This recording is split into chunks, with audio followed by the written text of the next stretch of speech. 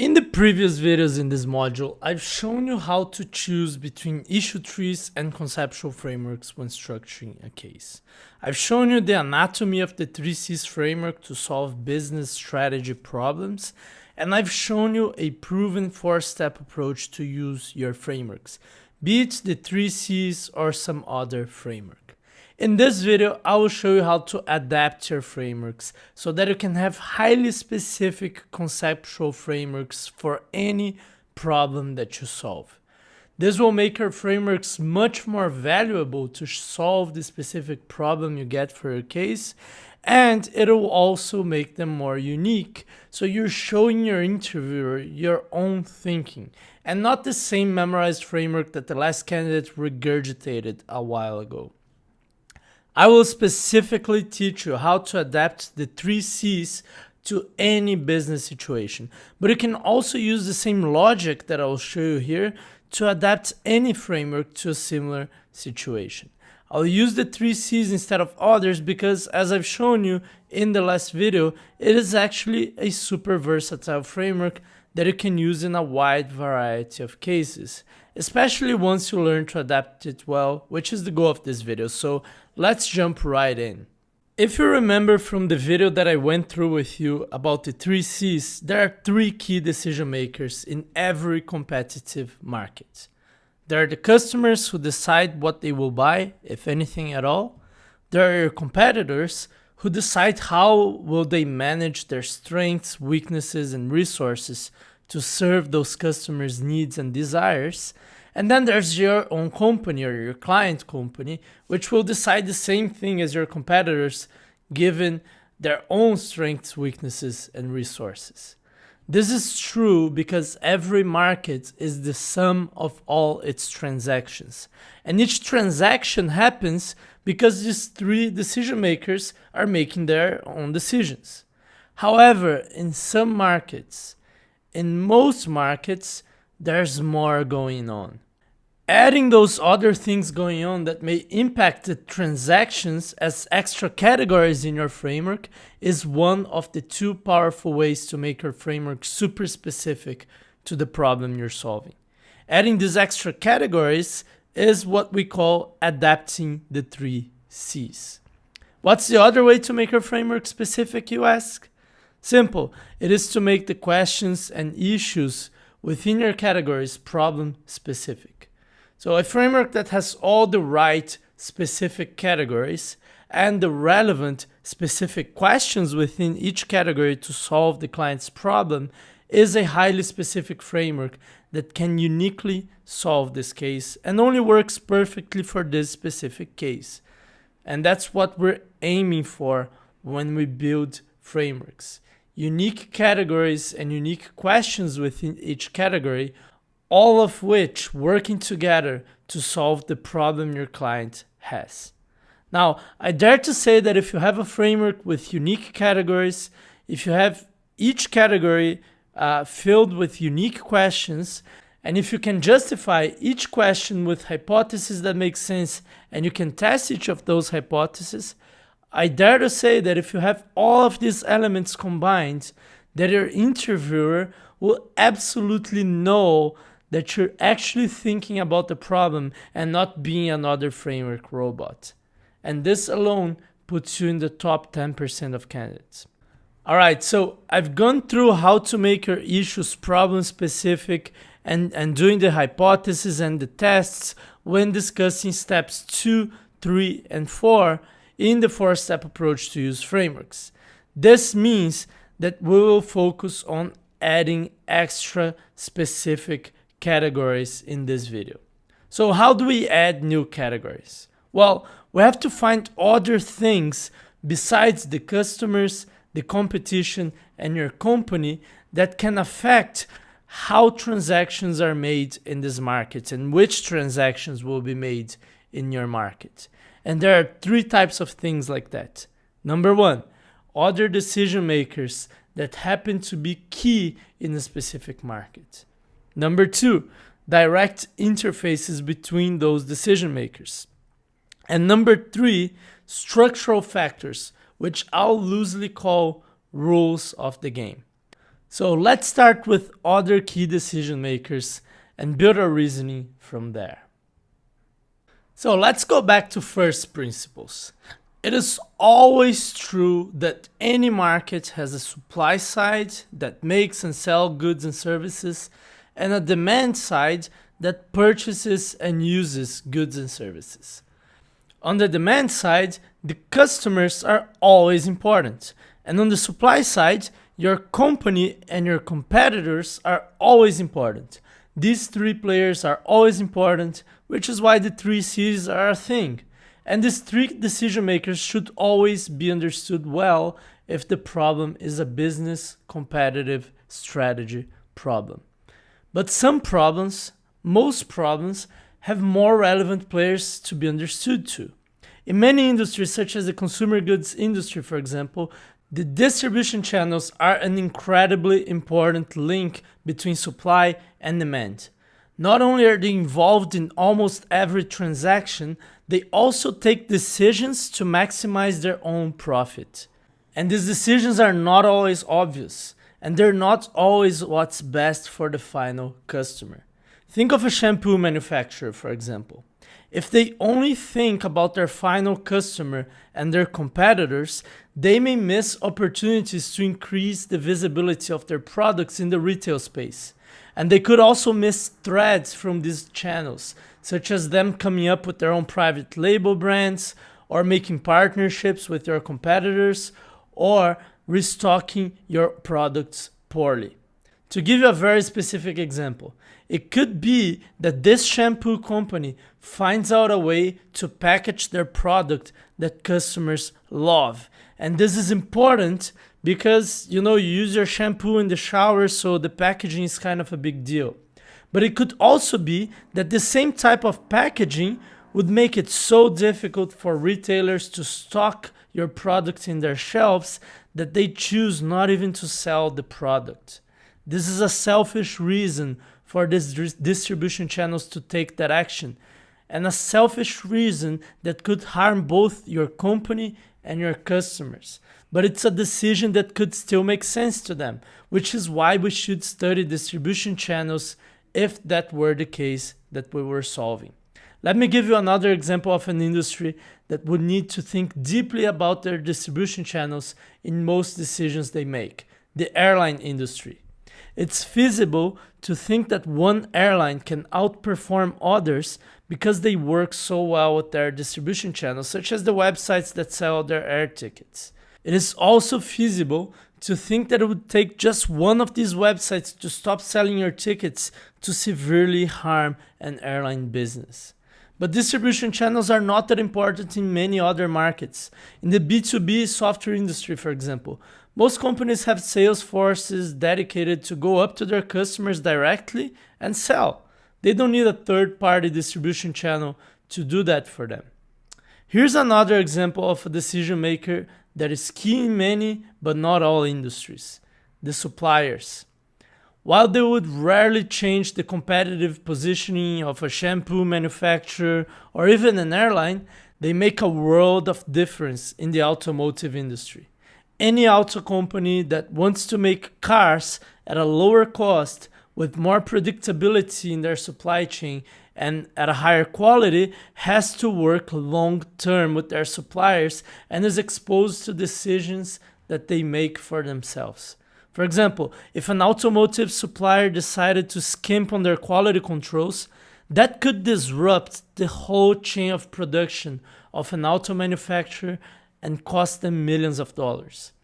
If an auto company wants to launch a new, innovative car design that has unique parts, they need to worry about finding suppliers to make these new, unique parts.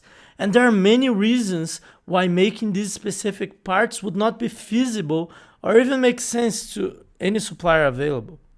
Suppliers are also important in other industries, such as smartphone manufacturing and the high-end restaurant, kind of Michelin star restaurant industry. Now, I want you to notice something here. While suppliers are extremely relevant to most strategic decisions in an auto company, distribution channels rarely are. And what I mean here is not that auto companies don't need distribution channels, but that because they usually control them, they rarely have real leverage on whether an auto company is gonna sell more cars or not. And this means that the auto companies don't need to carefully study that specific part of the system when making most of their decisions. Here's another key decision maker that is relevant in some industries: employees. Don't get me wrong, having enough competent, skilled labor is important in any industry, but just a few of them have to think of their workforce as a key source of threat and opportunity. That is the case in industries as diverse as consulting, software development, biotech, and professional sports teams. A consulting firm, a software house, or a football team that isn't able to attract, train, and retain the very best professionals in the market is doomed to lag behind competitors and eventually fail. In a consulting firm, for example, the quality of their professional force is one of the key strategic components of their business, which is why they spend so much time and effort trying to hire people like you. It is the reason why they promise so much professional development after you get in. It's the kind of promise that attracts the best people and also helps them reach their full potential in their careers. Another key decision maker to many industries: the government. These guys are important in any highly regulated industry, such as utilities, airline, pharma, basic education, and so on. These companies need to consider the government as a decision maker in their market. And if they don't, they're taking high risks that their strategy will not work out. There are even some industries where the government is the single most important player to consider, such as the military defense industry and the pharma industry in countries with a high reliance in public healthcare. In these situations, the government has a dual role of regulator and major buyer of the goods and services being offered. Other examples of key decision makers: investors. They're important in scenarios such as startups and companies working on a project finance basis, such as companies specialized in building private infrastructure projects. The academia, super relevant for biotech firms, as well as other non-software high-tech fields. For some B2B companies, their customer's customer might change their strategy. And there are even some other decision makers that are extremely specific to some industries, such as doctors who are key to the markets of many pharmaceutical drugs, especially specialized drugs. Teachers who would be key to a publisher of textbooks, for example, and so on. Okay, so that's one way to adapt the 3 C's to your specific case.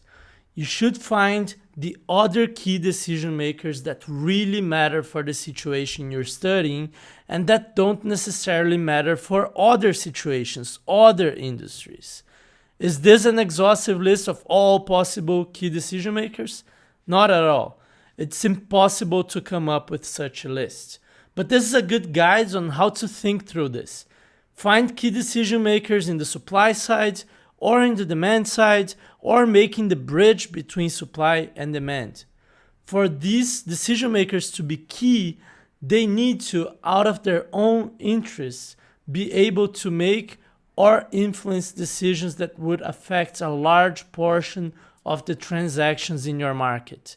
If they can't do that, if they can't make decisions or influence decisions for a large portion of transactions in your market, then they have no real control over your market and you can safely ignore them. Other key decision makers are the most important type of category that you should add to the 3 C's in order to make your framework stronger. You can't ignore these other key players when creating a strategy for your clients because they matter in their specific industry or situation. In a few markets, you're not going to find any relevant ones, and in that case, you should just stick to the 3 C's. However, in most markets, you should be able to find at least 1 or 2 key decision makers on top of the 3 C's that would be important. But regardless of sticking to the 3Cs or adding a couple other key decision makers to your framework, there's another type of thing that could become a category in your framework on its own. Direct interfaces between decision makers. Let's explore them. Direct interfaces are critical ways decision makers interact with each other.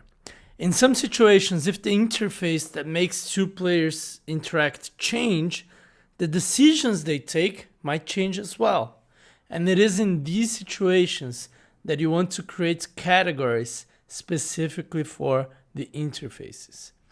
The most commonly used interface type category in case interviews is the product.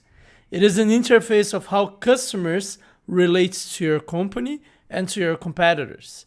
It is such a widely used category that there's a widely known framework called the Business Situation Framework, which is simply the 3Cs with the product added onto it. Most people don't even think about whether they should include the product as a category or not, because in most cases, it does indeed make sense to look at the products in the market with a lot of care. The reason why it is usually worth it to make it a category for the product is because this is usually the most important consideration that customers take into account when deciding to buy from you or from your competitors. It is also usually multifaceted enough, so you'll have more than a couple questions to ask about and issues to consider. Still, I would not use the product category of analysis in every single structure that I made. In some industries such as utilities and commodity businesses, there are just one or two highly relevant questions about the product, and you could ask those within the company and the competition buckets. Your products are a part of your company after all, and your competitors' products are a part of their company. So the decision to create a category exclusively for products and taking the questions about products out of the company and the competitor buckets depends on if they're a small part of the problem or a big part of the problem. To give you an example, let's say that we're doing a case about revenue growth in an electricity distributor. There are just a couple of considerations that a customer who has to choose among two electricity providers has about the product. For example, the downtime, the volatility of frequency, and the price. And these things can be explored as one issue within the company and one issue within the competitor's bucket. In fact, I think it makes much more sense to do so because these things are more related to the infrastructure and the cost curve of these companies than to the product per se, which is merely energy. Now, this wouldn't be true at all if you're a smartphone manufacturer. In that case, the customer will interact way more with the product itself than with the company in general.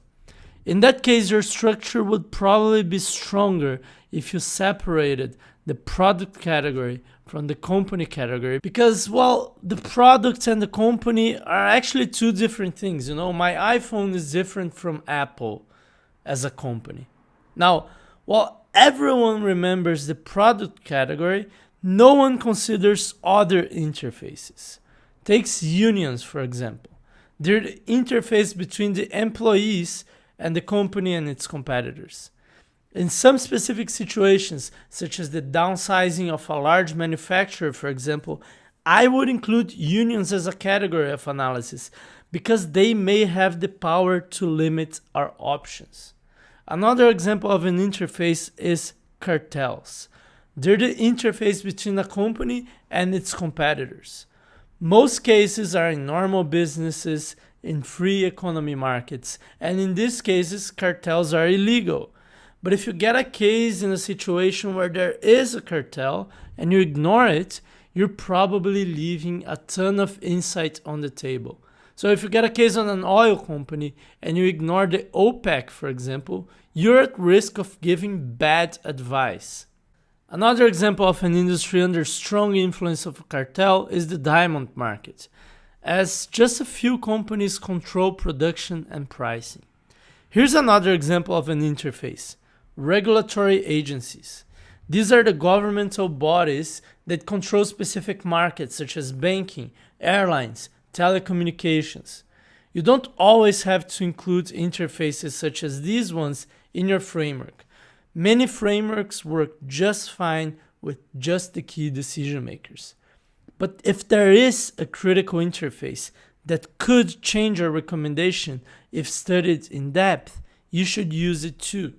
They will rarely be the most important component in your structure, but they may give you some nuance that will help you find insights that would differentiate you from other candidates. Now, the third type of category that you can add in your frameworks is typically even less important than direct interfaces, but they too may help you uncover critical insights in some specific situations. These are the structural factors. They're not specific players, and they're not direct interfaces between these players. They're kind of the rules of the game being played. Let's explore that. Underlying the limited world of the specific market you're studying, underlying the limited world of supply and demand, there's a broader world going on. When adapting your frameworks, you can think of some of the broader aspects that influence both supply and demand. Some of the aspects that influence every single player in this market. And if you find one that is particularly important to the specific problem you're solving, it may be worth of a whole category in your framework. You can think of things such as technology, the country's infrastructure, the environment, the economy, the law, culture and social beliefs. So just to give you a couple of examples, suppose you're solving a case on whether or not a client should buy land in Africa or South America to grow crops. Any framework that doesn't consider an environmental study of whether or not this land will be as productive in the future due to climate change is short-sighted. People buy land as multi-decade investments, so that study would help understand the risks. Another example, if you're a company like Twitter trying to define its long-term strategy, the cultural and social beliefs around media, privacy, and such things become important. Twitter shouldn't just think about its direct customers, because many of their users are public figures such as journalists and politicians. So the overall social beliefs around what they do and what's their role to the world become important to consider. Now, I rarely use structural factors in my frameworks because their influence is usually captured in a more direct way as they influence each of the key players we will study. The law, for example, already influences your company, your competitors, and the government. The culture and social beliefs already influence how your customers and how other players in the market behave. Still, in some cases, such as the two examples I mentioned, the company trying to buy lands to grow crops in the long term, and the Twitter strategy, in some cases, this critical information isn't fully captured in the key players. And this usually happens because the rules of the game are changing. The environment is changing, and that may affect a crop grower. The culture around social media is changing, and that may affect Twitter. When the rules of the game change, you need to be extra wary for which structural factors are contributing to that change. You may or may not want to add them to your structure. So this is how you adapt the 3 C's to create highly customized frameworks. You add other categories of analysis to the core framework that are highly relevant to your specific situation. And these categories come from 3 main types. There are the other key decision makers beyond the 3 C's that are relevant to your specific situation. There are the key direct interfaces between these key decision makers that are relevant and that may change how these decision makers make their decisions. And there are the structural factors that may change the rules of the game. But star candidates do something extra. Instead of just memorizing a ton of options like you see on the screen and replicating them, they also see options analogous to the ones that I just mentioned, so they can make their categories more specific. Let me go through that with you. So what I've shown you in the previous slides are pretty generic categories that you can use as you see fit. But you want to create a framework specifically for the problem that you have at hand. And the best way to do it is to think of which traditional categories make sense to your case, but then name them into an expanded or specific meaning to solve the specific problem you have at hand. For example, one traditional area to explore is competitors. While you can, in many cases, use the plain old competitors bucket, you can also have a bucket specifically for your direct competitors and another one for indirect competitors. So, for example, if your client makes plastic packaging for food products, an indirect competitor would be a company that makes aluminum packaging for food products. Or another option you have is to merge these two categories into a category called direct and indirect competitors. This makes your structure slightly stronger than just calling it competitors, because you're showing the interviewer that you're aware that in that specific situation, in that specific industry, indirect competitors are as important as direct competitors. Not every industry is like that. Here's another way you can add nuance. If you're in an industry that is prone to new entrants and they could affect your strategy, you could add a bucket on them. Sure, you could talk about them within competitors, but in some early stage, high growth industries, they could be even more important than your current competitors, so they may deserve a category on their own. That could also be true if you're a local player in a market that's quickly being taken over by global companies. These new entrants could wreak havoc in your market, so you want to prepare for that when you're making strategy. And a simple way to make your structure more specific is if you're in a market that has just one competitor, you can call it by name instead of using the generic term competitors. I know this sounds silly, but most candidates actually use the generic term because that's what comes in their minds, but that sounds unnatural to the interviewer. And it also sounds like you would use a generic term to your client instead of the more specific one, even when there's no reason for that. Now, other examples of making your categories more specific. In some markets, besides talking about the products, it's also worth talking about the substitutes. The customer is always important, but in some markets, the decision maker of the purchase is not the end customer, so you have to factor that person out as well. And as the distribution channels make the physical bridge between supply and demand, in a lot of markets, there's also a bridge of awareness and meaning done by the media and influencers. Naming the categories in a way that makes more sense and is more specific to your case is super important for the same reasons that you want to make your issues within each category problem specific. The less generic and the more specific you are, the better you'll be at solving your client's problems, and it'll also make the perception of your interviewer, that your interviewer and your clients have of you much, much better. Now let's pause for a second. There are three main concerns that most people have at this point. Concern number one is how to prioritize all this. What are the categories that happen the most so that you don't forget them? Concern number two is how many categories should I have in a single framework? And concern number three is that some people can't see how this technique will generate a messy framework. Let me help you out with these three issues so that you can be more confident in using this technique to adapt your frameworks. First, let me show you the categories from this video in order of priority. As we know, there are three types of categories to add on top of the three C's. Number one, key decision makers. Number 2, direct interfaces between those decision makers. And number 3, structural factors, the rules of the game that go way beyond the specific market that we're studying.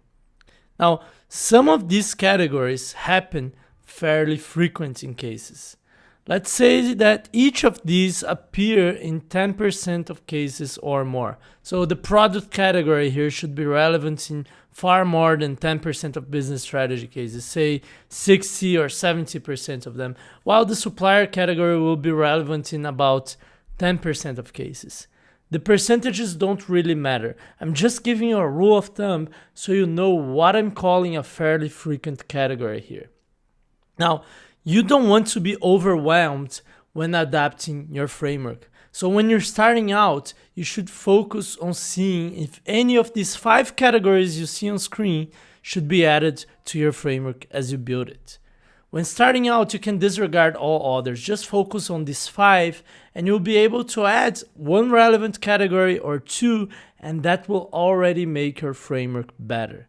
Then, once you're comfortable with these ones, and once you have internalized them and you don't need to make an effort to remember them in case they're relevant, you can focus on the not frequent categories. These are those that could be relevant in about 1 to 10% of cases each. Now you'll notice that there are more interfaces and structural factors here, as well as decision makers that have less influence in most markets. Now this pattern doesn't have any profound meaning or anything, it's just my guess about their frequency, and it's a good guess because I've seen thousands of cases over the years, so you can have a rough idea of how frequent these categories should appear. Your goal is to try to internalize these categories so that they pop up in your head if they're relevant to the case. Your goal is not to memorize them or anything. Now, that said, you can have a checklist of this as you start practicing, just to make sure that you learn, but then dump the checklist later on because of course you won't have that in your interview. Then there are the categories that are so rare that you'll probably never seen them. I haven't seen many of these, and that's okay. Once you internalize the logic of thinking through decision makers, direct interfaces, and structural factors, you'll be able to reason from first principles what is important without having to run down a list in your head as you build your framework. Now, if you want, go ahead and take a screenshot of this slide and have it with you as you build your next few structures. This may help you choose which categories you want to have in your framework without needing to worry about remembering them.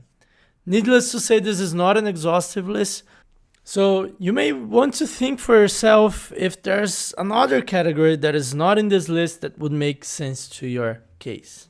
Now, one thing people ask me a lot: how many categories should I have in my framework? And the answer is that there's no one right answer. Some cases are well solved with the 3 C's alone, while others are so complex that they heavily involve 6 or 7 players, interfaces, and structural factors. You'll be able to solve most cases well with 4 to 5 categories. And that includes the 3 C's, so you just have to add the 1 or 2 categories that make the most difference to the case you're solving, and that makes things a lot easier. Now, there is a reason for this 4 to 5 category figure. You will want to focus only on the categories that really matter. And in most markets, there's not that much stuff that really matters beyond the customers, the competition, and your company.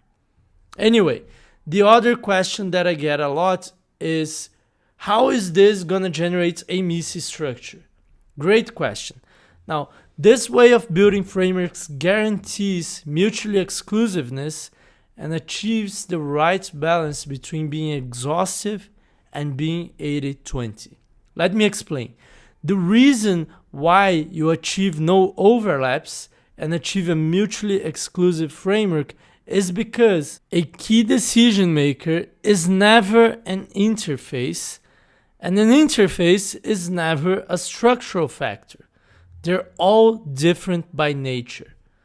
Now, within each of these types, there's no overlap either, right? Each key decision maker is always different from each other, and also each interface is always different from each other, and each structural factor is different from each other. So unless you really mess up and have, for example, a product category, but also talk about products within company and competition, then your framework will always be mutually exclusive, period. Now, to achieve MISI, you also need it to be collectively exhaustive, so no gaps. And the easiest way to achieve that would be to add all categories that I've shown you throughout this video and then some more. This would make your framework fully MISI. But you don't want just MISI. You also want it to be relevant. That's why consultants tell you to be 80-20, so you can focus your time on what really matters. Being relevant is as important as being MISI in consulting. So instead of just putting all 17 categories you see on screen plus some more, you pick and choose the ones that will be more relevant to your case, and then you add them to the 3 C's, which are always relevant for business strategy cases, as we've seen in the previous video. Doing this will make your framework 99% exhaustive and super to the point, the best of both worlds. Alright, so enough with theory. Let me put all of this in practice along with the 4 steps I've shown you in the previous video to build and communicate frameworks, so you can see how a good framework is actually done. Alright, so I'll create a framework using the 4-step approach and the techniques for adapting the 3 C's that I taught in this video. Feel free to pause the video after I show you the key question to build your own framework so you can get some practice if you want. So here's the case question. Your client is a global food company, so think Nestle or Unilever, that is thinking of acquiring a growing European company focused on healthy snacks made of organic, ethically sourced ingredients. Should they do it? Alright, so the first step is to define the case well so we can structure it. Here are the 3 questions I'd ask to define this case better. Number 1, do they have a specific reason to wanting to buy this company? Number 2, do they want to expand this company's products outside of Europe or just stay in the European market? And number 3, are they looking at other targets as well? Now, suppose the interviewer tells me that they think the healthy organic snack segment will be relevant in the future, and so they want to be involved in it for strategic reasons. They could expand outside of Europe in the future, but for now they just want to play on the European market with this new company. And they might consider other targets later, but for now they just want to know if acquiring this specific company makes sense. Now notice that the first question I asked was there to define the objective better, and this is helpful because if I don't understand why this company wants to acquire the other company, then I'd have to make a lot of unnecessary assumptions that I'd rather not have to make. And the other 2 questions were helpful because they limit the scope of the case. It's easier to solve a one-target acquisition case in one market than a multi-target acquisition case in multiple markets. Okay, so one type of clarifying question that I didn't ask was one related to business model. And the reason why I didn't ask that is because I'm fairly confident about how the packaged food industry works and how a company in this industry makes money. All right, so now that I have a well-defined problem, I want to structure my case. Should I go with an issue tree or a conceptual framework at this point? In this case, I want to go with a conceptual framework because the problem is strategic and the company is not just looking at increasing profits or any other metric for that matter, right? So to have a good logical issue tree, you need a well-defined metric to optimize for. And this problem is more long-term, more complex, more contextual, and it will make more sense to look at the whole market and all of the players involved. Cool. All right. So since we're going with a conceptual framework and this is a business case on competitive strategy, I'll use the 3Cs and then adapt it. From now on, I will just show you how I present my framework to the interviewer, as I think this is the best way for you to understand how everything fits together. And you'll notice 3 things as I present it. The first is that I will walk the interviewer through all categories first, and then for each category, move forth and back between issues and their hypothesis. You'll only see the issues on the screen, but I'll speak about the hypothesis, and once in a while, I'll also hint at the test that I would use to test the hypothesis. Now, this last step isn't necessary, but I thought that you'd like to see how this is done. You'll also notice that the phrasing I use for the categories and the issues is super specific to the problem. And this shows specificity and professionalism to the interviewer. And the last thing that you'll notice is that the presentation is fast-paced and presented like a plan to understand the situation and find an answer to our client. Okay, ready? If you want to pause the video and do this structure as a first drill, an unofficial drill, now's the time to do it, okay? Because I will start speaking the structure from now on. So to help this client understand if they should acquire this new healthy snack food company, I'd look into 5 major areas or categories. The first one is the customers. I want to validate the fit of this acquisition with the demand side of the market, see if this is really a relevant trend. Then I would look into the target, and I want to understand if they're a strong enough player and if we can add value to them after we acquire. Then I'd look into the company and understand our abilities, first to do this by ourselves and perhaps create a business like this instead of acquiring one. Also our abilities to do the acquisition and then to add value once we do the acquisition, if we do it. Fourth area I want to look at are the competitors, and I want to get a sense of their moves in this market in the near future. And finally, the suppliers, because I want to understand if this business can grow on the supply side of things if demand is actually that promising. So starting with the customer, there are 2 main things I want to look at. The first is if there's growing demand in healthy organic snacks. And the underlying reasoning here is to confirm the client's hypothesis that this is a strategically important market. The second thing I want to look within customers is their perception of our brand and the target's brand. And the hypothesis is that their brand may have some conflicting positioning with ours. So to give an example, they're a family business against mass production of food, and we're a huge global food company. And if that is the case, it could put the acquisition at check, right? Now, within the target, there are 2 main things I want to look at again. The first one is their performance against their competitors. And the hypothesis is that they underperform competitors only in ways that we could add value. For example, distribution, efficiency, marketing, or that they don't underperform competitors at all. Both of these things would be good. The bad scenario would be if they underperform competitors in things that we cannot add value and that are important in this industry. Now, I know it's kind of hard to measure performance by area in a private company, but I would do this by gathering as many indicators and benchmarks as we can. And then obviously, if we move forward with this idea, we could do due diligence with them. The second thing I'd look at within the target is their financial and organizational health. And there are 2 underlying hypotheses here. The hypothesis for the financial side is that even if they're profitable, maybe we could buy them cheaply if they're lacking capital to fuel their growth. So if they're in a growth market and they're a small company, and they're growing a lot, maybe their financial position is harming them on their growth, and then we could jump in at this time with a huge bank account and fuel that growth for them and buy them more cheaply because of that.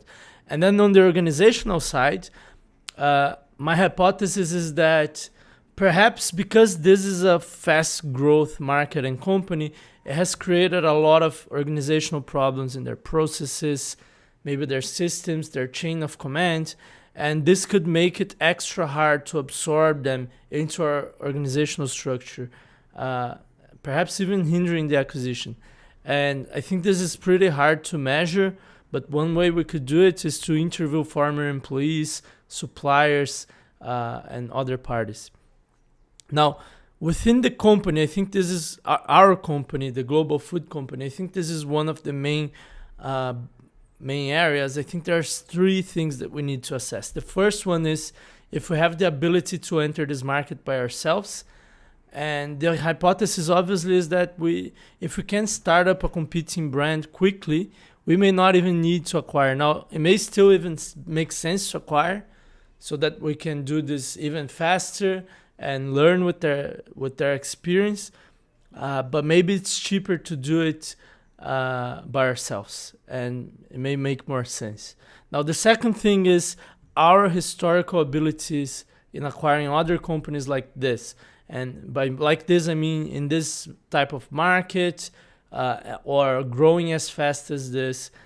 And because if we don't have the ability to make acquisitions like this work, then it may not even make sense to do this, even if it would be a good thing in case we had the abilities.